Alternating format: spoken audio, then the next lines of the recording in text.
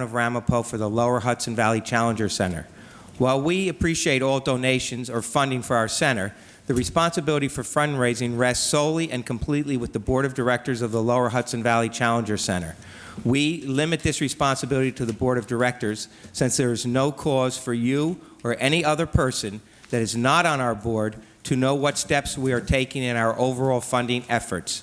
For your information, the town of Ramapo has and continues to be one of our initial supporters and one of our best supporters. We have an excellent relationship with and direct access to the town of Ramapo supervisor and board members. I am concerned that non-directors acting independently may do more harm than good to our efforts. Consequently, I would appreciate it if you would have any fundraising ideas for the center to pass them on to me, and I will review them with my board, and we will act accordingly in the meantime. We would welcome any donations that you may want to make. Thank you for your interest in the Lower Hudson Valley Challenger Center.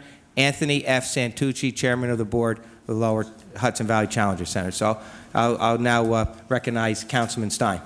Thank you, Mr. Supervisor. I had an opportunity to see that email, and just for the record, neither the director nor the Challenger Board has requested that the town of Ramapo come up with this $10,000.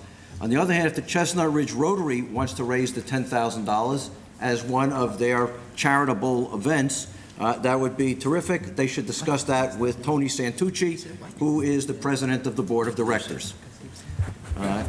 With respect to the speaker, I'm glad he found the Challenger Center. If you've been inside, you will see my wife's name and my name in there, as both of us were founding directors of the Lower Hudson Valley Challenger Center. In fact, we were there before the Challenger Center.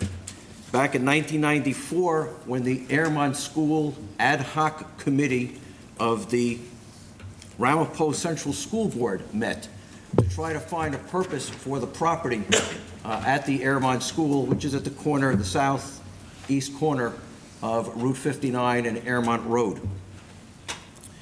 As a result of those meetings, as it turned out, ironically enough, one of the supervisor's confidential assistant, Phil Tisi's students, who happened to be a friend of my older son, Christina Rodriguez, came to one of the Airmont School Ad Hoc Committee meetings and came up with the idea and said, why don't we have a Challenger Center there? To which everybody replied, what's a Challenger Center? And we were quickly educated.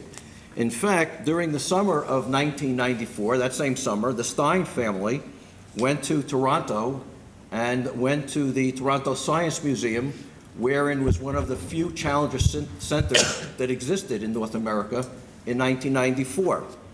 Just a couple of months later, in November of 1994, the Stein family went to the University of Massachusetts